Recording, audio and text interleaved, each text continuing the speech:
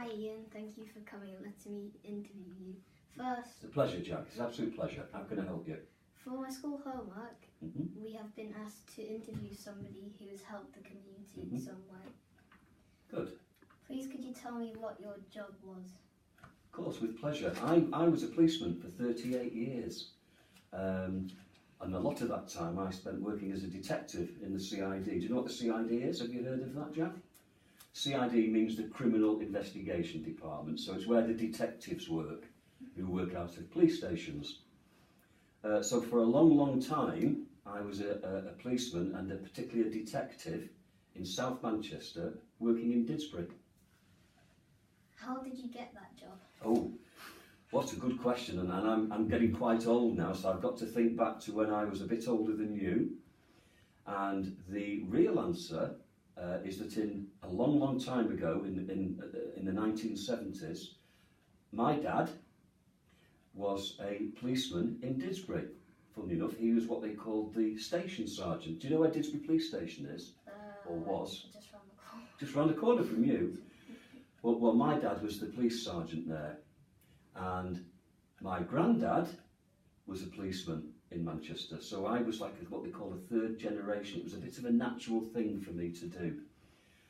So I left school at 18, wasn't sure what to do, whether to go in which job to go in, and I just had a look at the police and I ended up in the police, but loved it. It was great.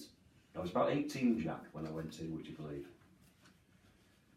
What qualifications do you need to get your job, and did you have to work hard at school? Oh, absolutely. I worked tremendously hard at school. I went to school near you, Jack, actually, because I grew up not far from, I know where you live, you and your mum and dad.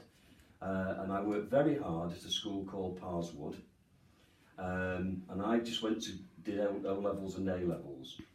Now, when I went in the police, then it was a bit different to how it is now. So really, as long as you had some fairly basic qualifications in mathematics, English, and a few other qualifications from school, and you passed the entrance exams for the police, which was around general education, you could get in.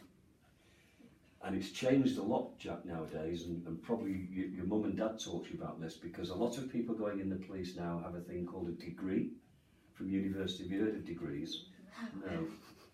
So a lot of people going in the police now, it's not an automatic thing that you need, but a lot of people do go in with degrees. What I would say to you, Jack, and if anybody's listening to this interview at school, whatever you decide upon, it's really, really important that you work so hard at school, because it will always stand you well later in life. Okay? Can you explain what your job involves on a typical day?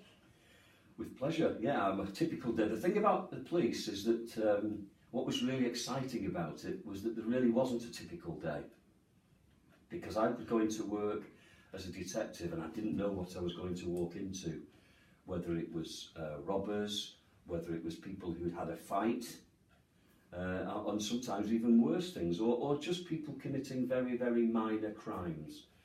So my typical day as a detective would be to go to work about, say, 8 o'clock in the morning, and we had at the time, and they still do today, what they called a read-up, which is a briefing of people.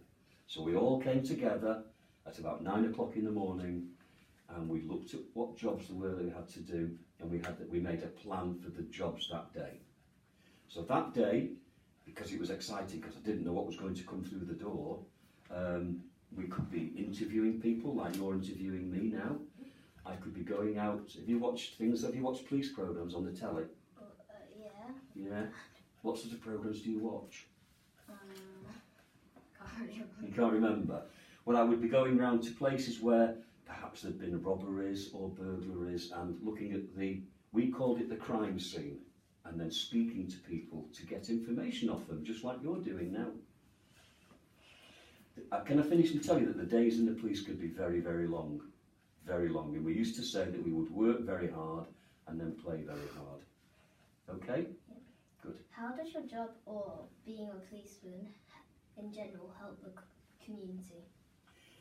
Well, in many, many ways actually. And when you join the police and you become a policeman or police officer, you take what's called they call it an attestation. And it's do you do anything like Cubs or? You used to. You used to do Cubs. Well, I bet when you were in Cubs, I bet you had to make a vow of honour that I can remember it. Did you remember that? Well, police officers do the same. And my main job was to what they call protect life and protect property, to help people and to stop people having their property stolen and that type of thing. But that's a very simple thing. It was, in its very, very simple form, my job would be to help all the members of the public in any way that we could, and to make sure that everybody, you, your friends, your mum and your dad, could hopefully have as quiet and peaceful life as possible. What can we do to help police in the community? What can you do as a young man? You mean to help the police? That's quite an interesting question. It's a good question, but probably the first thing that you could do, Jack, is to make sure that you behave yourself. I would say that's probably the first starting point where you can help the police and help everybody around you. But I would say, for someone like yourself, as you're growing up now, always take a look at how you behave and how you conduct yourself, and always perhaps think about others, and think about how your behaviour and actions would affect other people. That's probably the best thing that you can do, and anybody of your friends listening to this. What is the best bit about your job? What's the best bit about my job? Another very, very good question. And the simple answer is helping people, probably. That's probably the best bit that would wrap it all up. I love to help people and make their lives a bit better, if I can. Was there anything you didn't like about your job? Was there anything I didn't like? There were lots of things that I didn't like.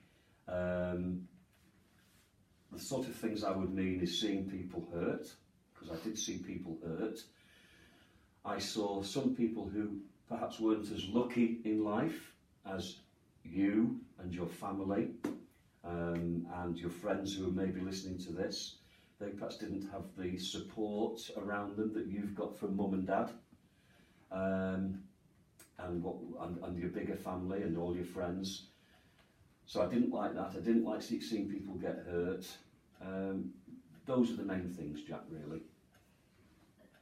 What are the biggest challenges for the police force? Now, the biggest challenges now, Jack. I don't want to make this too complex for you, but probably to try and do all the things that I've just outlined to you that help people when there's not as much money around to pay to do as much as they would like. Yeah, because everything costs money, Jack. Whether it's your teachers at school, mum and dad, the job I do and did, they all cost money, and unfortunately, probably now there is a need for even more money to do all the things that I've explained to you. Would you encourage children to enter the police force when they are older? Yes, I would. And the best example I can give of that, Jack, is that my daughter, she's now a big girl, obviously, she followed me. And I encouraged her. She became a police officer. And she's been a police officer for nearly 20 years now, and she's a detective. And my son works for the police, so that's like the 4th generation. So yes, I would encourage people, but I would say go into it with your eyes open and learn a lot about it, but it has been a great profession for me. Finally, did you have to drive the police car really fast, and how do you learn that? How did you learn that? Yes, I did. I had to drive both, they used to call them, have you seen signed police cars that are obviously police cars? Yeah, so I used to drive some of those, but I also drove cars that you wouldn't think were police cars. But to do that and to drive them at very fast speeds, we had to go on a long course, which was 3 weeks long, and it was called an advanced driving course. And I did that course as a detective because quite often we would have to drive very fast from one incident to another or to go and help people. So yes, I have done the course. I've driven them very, very fast, and I wonder if you're interested about this because you like driving, don't you? Yeah. Perhaps one day you and I should go and try our skills on the go-kart track. What do you think? Yeah. Who do you think would win? Who do you think? Me. Do you? Oh well, that's a challenge then, Jack. Anything else?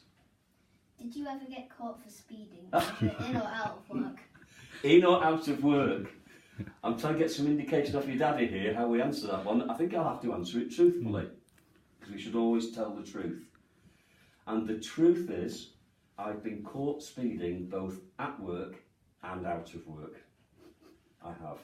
But I don't think I should leave it at that. I think I should have to, because other people might listen to this. That doesn't make it right. And I was wrong, and I shouldn't have been speeding out of work because it broke the law. And I was punished, and I took the punishment, and I've learned from it, because it isn't right to drive and break the speed limit. But I don't want to lie to you and say I haven't. Yes, I did. In work, it was okay because I did it within the law to help someone, so that was okay. Do you understand that, Jack? Do you see the difference? Yeah, good. Is it true my dad keeps beating you at golf? Is it true? Well, it's funny how some people, I work now I do a job that works on memory and how people's memories work. And I think probably your dad, as he's got a bit older, his memory plays a few tricks on him. And I think he likes to think he always beats me at golf, but there's always another day. Your dad's a very good golfer, in fairness. Very, very good golfer. I've had him worried a few times. But I'm not sure I've ever beaten him. Thank you very much for taking time out to do this interview with me. I really appreciate it. It's an absolute pleasure, Jack. It's lovely to meet you. Good luck. Well done.